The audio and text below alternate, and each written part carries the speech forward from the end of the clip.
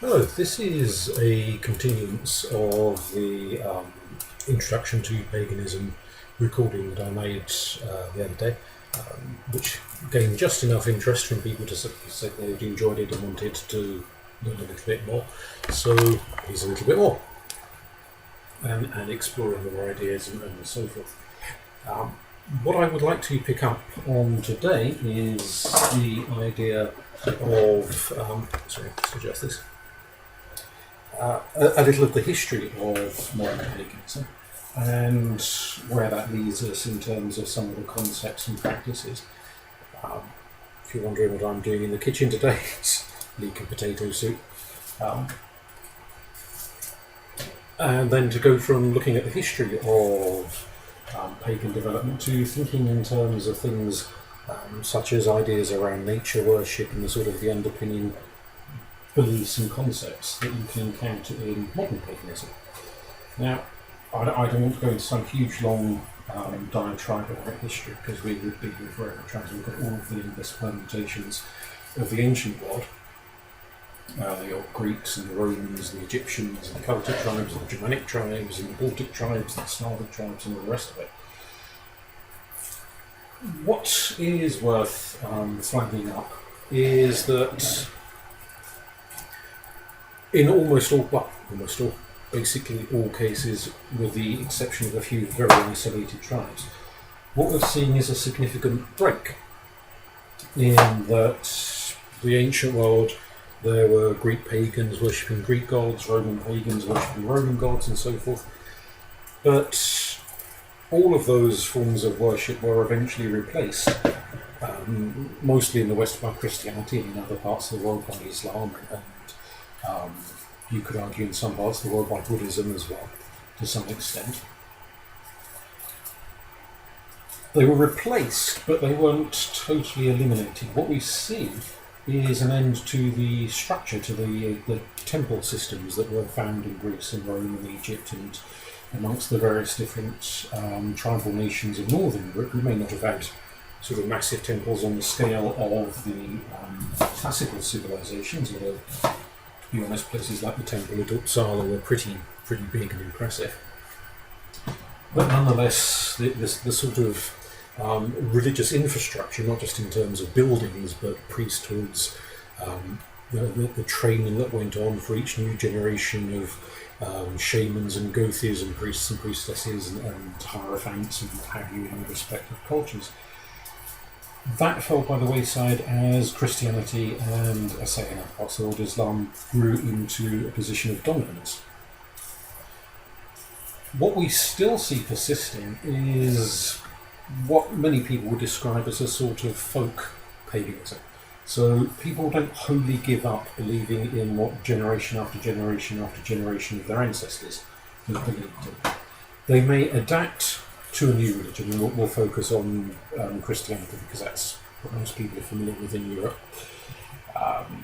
So they'll adapt and they've brought in the Virgin Mary, the saints, the angels, God, Jesus and so forth. The older deities were not entirely forgotten, particularly the localised ones, the spirits of the forests, of the rivers, of the fields, the things that people depended upon for their day-to-day existence, the fertility of those places. So what you can see cited again and again and again in witch trials and books of magic and ceremonial magic from the sort of Middle Ages and onwards are people combining prayers to Christian saints and angels and so forth, along with remembrances of fairies and elementals and nature beings, all sorts of a kind of a mashup of different religious practices. Now, if you went back in time and you asked the vast majority of those people, were they pagans or were they Christians or what were they, pretty much every one of them would have said that they were Christian. And it wouldn't have occurred to an awful lot of people that by incorporating two religious strands into their life, they were creating a theological tension, largely because most people who go to church aren't theologians. They believe what they believe without consulting, shall we say, expert scholars in the Bible or in the Quran or whatever else to see how well their day-to-day beliefs fit with the theology. They may have heard sermons saying, "Oh, you mustn't do this," but it goes in one ear and out the other, and they do it anyway. So you'll still, to this very day, get people who go to church and consult, or differently, consult a tarot reader, or go to a spiritualist medium, or do all sorts of things that theoretically they shouldn't be doing if they were a straight down the line Christian. But relatively few people are straight down the line anything. They sort of tend to pick up bits and pieces here and there. In religious terms, it's often referred to as syncretism, this sort of blending of different religious elements into a practical daily life. So whilst certainly the pagan priesthoods of 2,000 plus years ago were wiped out or converted, which tends to be much the same thing, the beliefs that they taught, a lot of those continue to persist. Dwindling and dwindling and dwindling over the centuries. I mean, it would be ridiculous to suggest people in 17th century Britain held to the same kinds of ideas as people in 2nd century Britain did. That's certainly not the case. Things have changed significantly over time, but a lot of the underlying concepts, traditions of healing, of astrology, which remained a respectable science in inverted commas well into the 17th and really into the 18th centuries to a large extent. A lot of that had its roots in the ancient world and in paganism and beliefs in all sorts of strange beings. What we could make the argument as being a big significant factor in reducing the scale of belief in these things isn't so much Christianity itself as the Industrial Revolution. Prior to the Industrial Revolution in Britain, most other countries of Europe for that matter, around about 80% of the population lived in villages in the countryside, often in the same villages that their parents and grandparents and great-grandparents back to the year dot had lived in. There was a lot of intergenerational stability in communities. After the Industrial Revolution really kicked off and massive factories were being built, a lot of farm labourers were losing their jobs as mechanisation came in and they had machines that could do the jobs of 5 or 6 people. And those 5 or 6 people ended up out of work. They migrated to the cities.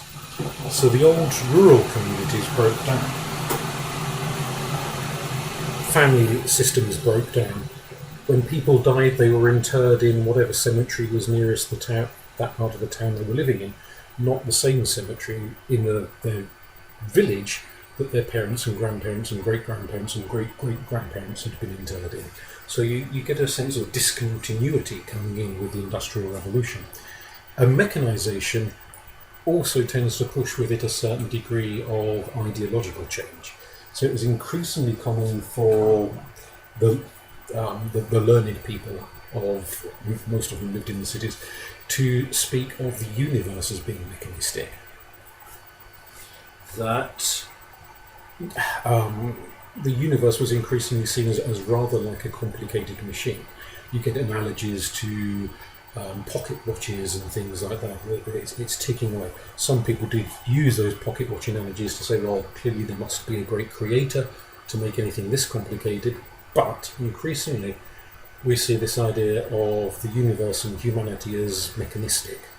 And so nowadays it's very common for people to talk of humans as being like biological machines. A lot of psychologists and scientists in various fields view humanity as essentially biochemical machines that tick along on their chemical programming, which is a very strange idea if you think about it, and has all sorts of rather unfortunate ethical follow-throughs in terms of how we treat people if we view them as machines rather than as ensouled entities the way they once were, or much more commonly were viewed in previous generations.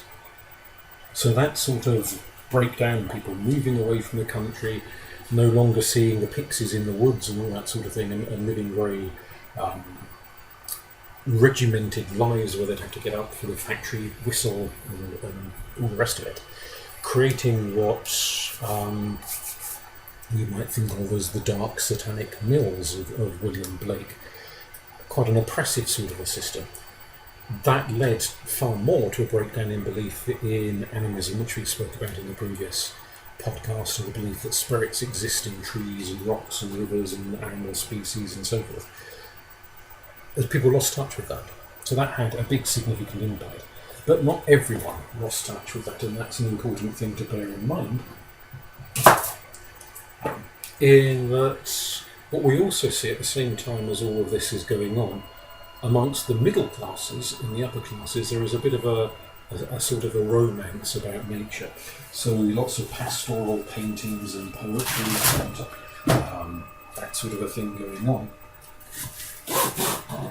and becoming very popular.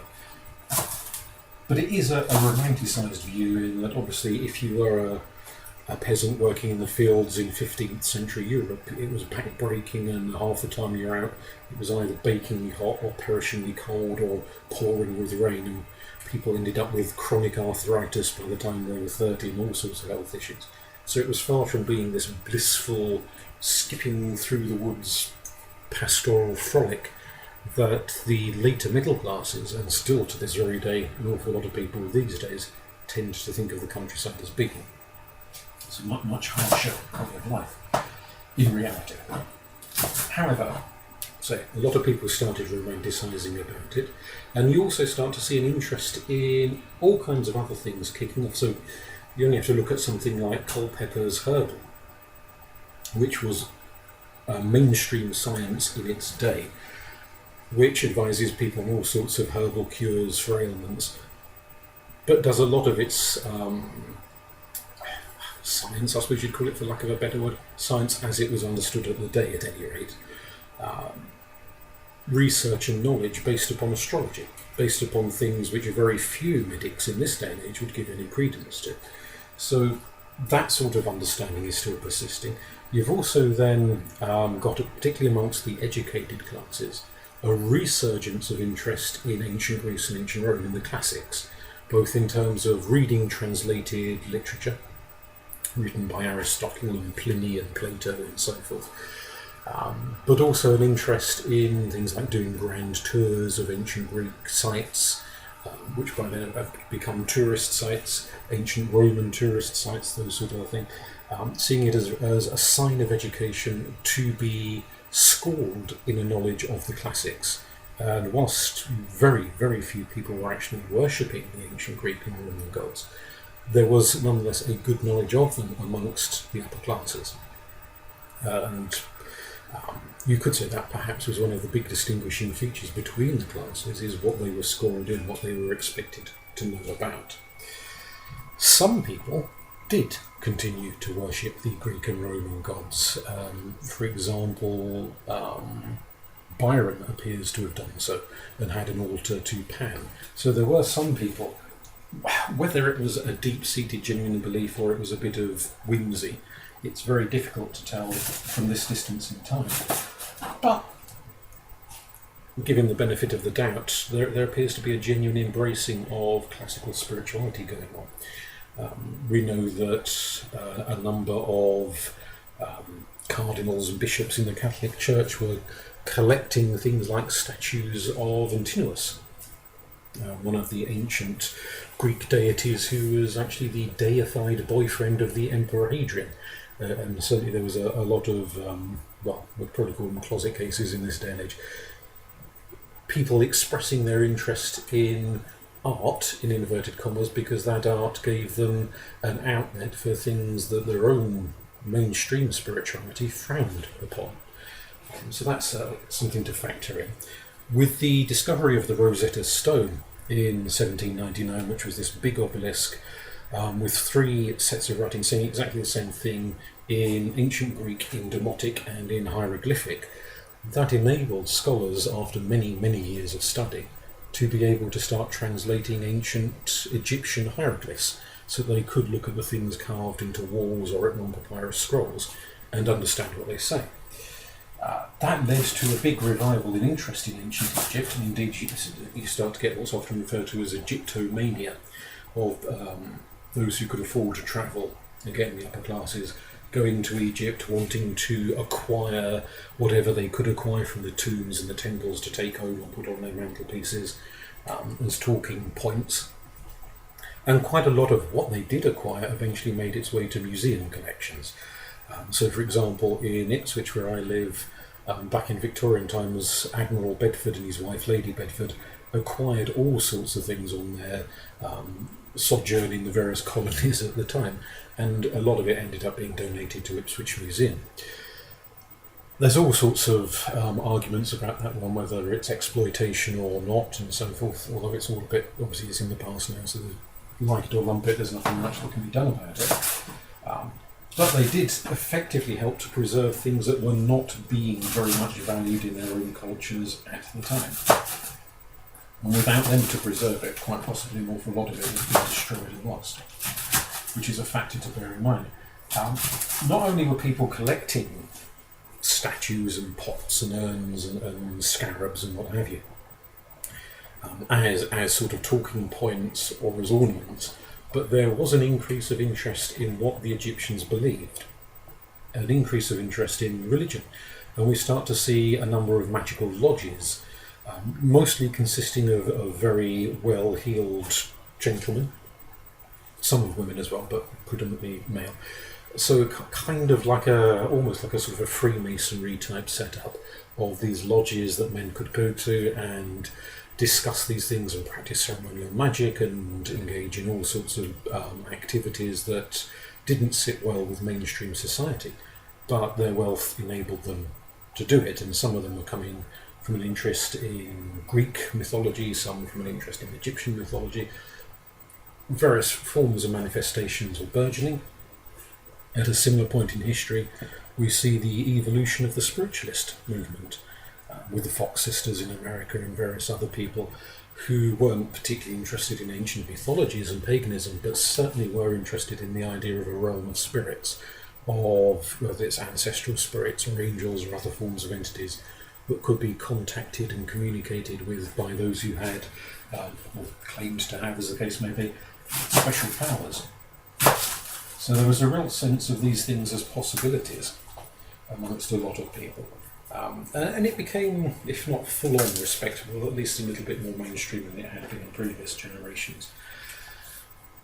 So that was kind of petering down. So whilst the classical Egyptian, the classical Greek was mainly a preserve of interest for the wealthy, spiritualism filtered down and down and down through the social hierarchy. So you're getting a lot of lower middle class and working class people also taking an interest in these things and working as mediums and psychics and being patronised by the upper classes in terms of hiring their skills and services and so forth.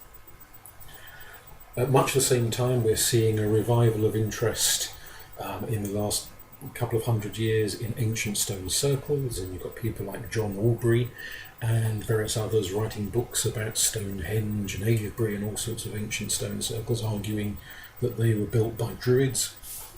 We know these days that the earliest mention of the Druids in writing is much later than the period of time in which things like Stonehenge and Avebury were being built. Although that said, it's quite interesting that historians like Francis Pryor are now suggesting that the level of organisation necessitated to create the stone circles meant that there must have been something very like the Druids, some kind of priesthood coordinating people. They may not have called themselves Druids, they may have called themselves something else entirely and believed in perhaps different things from the Druids of the Iron Age. But just in terms of the nature of the organisation, there must have been something like that in those ancient times. That interest for some people is purely academic, but for others it started to become much deeper interest, and it started to feed in with notions of nationalism and Celtic identity. The London government at the time did an awful lot to try and stamp out the speaking of Welsh and Irish and Cornish and Scots Gaelic as part of its rather oppressive regime to push not only the English language but English administrative systems on the various Celtic nations around. And so people who were Welsh and Scottish and Irish and Cornish and so forth started to feel they had a common enemy in the London government and banded together in a way that they hadn't done in previous generations. So the formation of this kind of pan-Celtic identity became very political, but also it started to experience a revival of spiritual interest in that people were looking to their distant past and saying, what did our ancient ancestors believe in? What did they do? And they started looking at Druidry and Irish mythology and Welsh mythology and so on, and drawing upon the imagery of those times to create a modern sense of identity. So to use a more recent example, the IRA, despite being exceedingly Catholic, used images of Cuchulainn, one of the old pagan mythological warriors of ancient Ireland, who was very pagan and definitely not Catholic, but using him as an image to rally around in artworks, painting things on murals on the ends of buildings and that sort of thing. So the ancient works its way into the modern. And again, it's not always clear-cut if someone is wholly Christian or they're wholly pagan, or they're kind of dabbling in elements of both and combining things together in a syncretic way that makes it very difficult to slap a clear-cut label on them. So you've got changes and transitions taking place there over a period of many centuries, and gradually that leads to a revival of interest in modern day paganism. We can look to people like Margaret Murray, who was a famous Egyptologist, wrote lots of books about Egypt and conducted archaeological digs and things, who then went on to write books about witchcraft, which are now not desperately popular because a lot of the things she said are unsupported by evidence, and she got a bit, in fairness, a bit carried away with making some quite wild claims. But, wildness to one side, they were very popular and they sold very well. And so those ideas kind of spread into popularity, and other people came along, like Gerald Gardner, who was the first person to write a book about witchcraft whilst claiming to be a witch. Previous books have been written about witchcraft, but they've mostly been written by priests and vicars decrying witchcraft. This was the first time somebody said, yes, I am a witch, and here's a book about it. And he spoke about his experiences of having retired from colonial service and moved to the New Forest and become drawn into local practices of ritual magic and witchcraft and so on. Some historians question the validity of some of the things he claimed, but it sold like hotcakes. And the Sunday tabloids got on to the fact that he mentioned some of the rituals took place in the nude, and obviously that sells newspapers like no one's business. So that added to the fuel of revival. And suddenly he was being inundated with letters from people saying, can you tell us where we can find a coven and join in and do all these things that you talk about in your books? And that led to a huge upsurge of interest, which did key in with some other big political movements at the time. The suffragette movement that had been so prominent in the Victorian and the Edwardian age was going through a bit of a revival. And there were a lot of people writing within the feminist movement, thinking in terms not just of politics and rights to vote and things like that, but also culture, spirituality. Was religion a force that helped women or oppressed women? Had religion always been dominated by old men with beards, or was it once very different in the ancient past? And there are people writing books about the idea of goddess worship thousands of years ago, and maybe once upon a time, hundreds of thousands of years ago, there was a period in which culture was matriarchal and ancient tribes might have been dominated and led by women rather than by men. And suddenly within witchcraft and within some of the other forms of paganism being written about in this country and in Germany and France and so forth, there was the idea of religions which have not only goddesses but priestesses, women in a position of spiritual authority where they don't just organise the flowers and polish the pews, but they take an active part in leadership role in religion.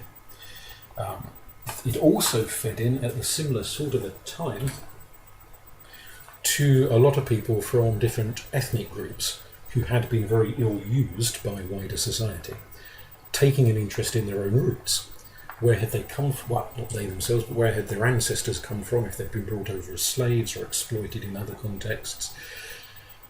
What did their ancestors believe? What did they do? Lots of people in America especially, a lot of African American people wondering where their great great-grandmother, grandfather came from, and what kind of life they lived. People on the First Nations, Native American Indians, on the reservations, looking at the terrible conditions they've been forced into and thinking more and more and more about what their great-great-grandparents did and believed when they had a much freer, happier society. And that kind of rippled out not just in America, but in other parts of the world too. And again, paganism is very much about celebrating the ancient past. So an element of feminism and of racial pride and interest in ethnic roots combined together to stimulate a lot of interest in forms of paganism. Into the sort of late 60s and 70s, we start to see sexual liberation, gay rights, transgender rights, that sort of thing.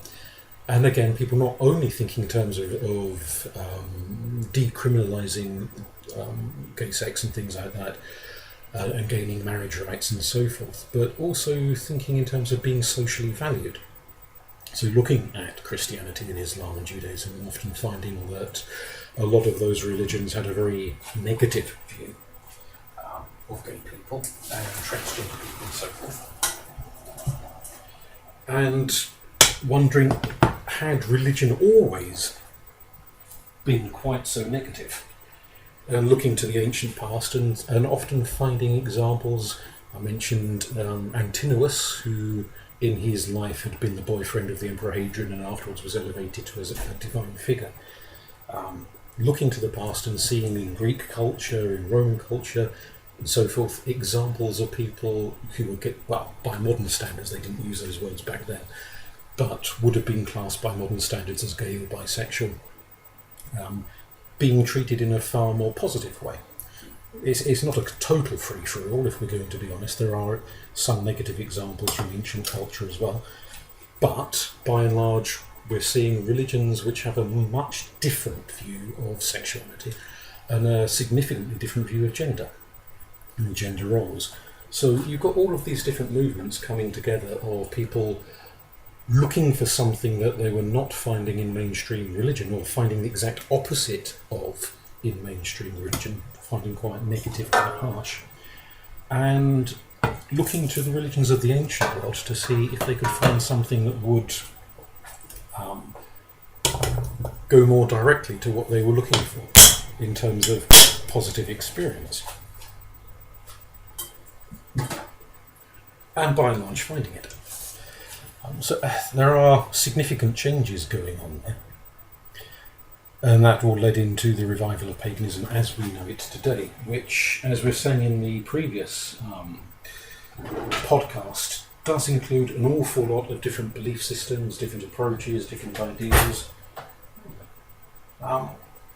which mash together sometimes effectively, sometimes in a contradicting way. So it is a little bit mix and match in some respects, but offers a lot of positivities for people in the recent past looking at the distant past.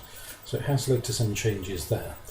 We've also got the movement towards ecology, obviously, and a lot of people worrying about the state of the planet and looking at various solutions being argued by environmentalists and ecologists and so forth.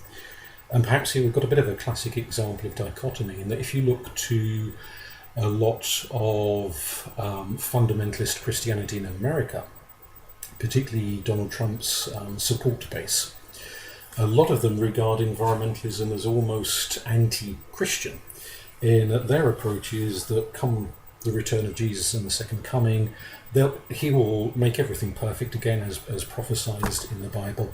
So to get too fussed about rocks and rivers and trees and so on nowadays is to miss the point. They should be focusing on other things and enabling the second coming, not worrying about rabbits and butterflies. Whereas the environmental movement frequently argue that it's that very sort of attitude, this idea that humanity is in charge of the earth and can do as it pleases with other creatures and with plants and with the landscape and so forth, that has led to the sort of levels of degradation we see upon the planet, the pollution, the extinction of so many species, and that what we need to do, people like Aldo Leopold have argued, is to sort of revitalise our relationship with the rest of the planet and see other life as sacred, rather than as something put there for us to use and discard when we no longer need.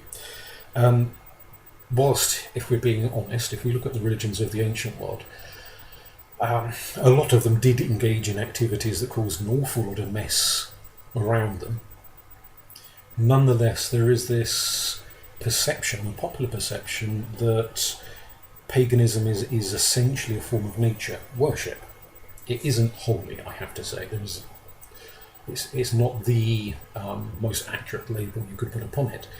But certainly a lot of the ancient world did reverence trees, they reverenced sacred mountains, sacred rivers, they believed in totemic animal spirits.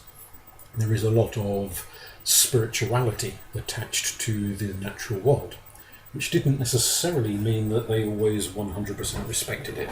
And sometimes they did engage in heavy-duty hunting that led to significant reduction of animal species and that sort of thing. So it's not all green and lovely, but it has this reputation of being much greener than a lot of what we've got today. So that kind of fueled partly into the understanding of modern paganism as being a very green sort of a spirituality, at least compared to a lot of what else was available and still is available in the sort of religious marketplace, if we can call it that. I realised I've waffled on a lot more than I was planning to. What we'll try and think about in the next one, if there is a next one, is concepts around magic and mysticism that can be found in a lot of the different varieties of both ancient and modern paganism, and how that leads to our understanding today. What set of different understandings you'll have gathered by now that it's very difficult to say all pagans believe in X, because whatever you say is X, there will be some pagans somewhere who don't believe in that or don't do that. But we'll try and look at the broad picture, shall we say, the things that are very frequent, if not universal. So things like the valuing of nature it is very, very common throughout paganism, although nature worship isn't a title that all modern pagans would necessarily go for, because it is problematic in all sorts of different ways. But maybe that's enough to be thinking about for now, and we'll pick up more later once I've finished faffing around in the kitchen and finding what I'm looking for. Thank you.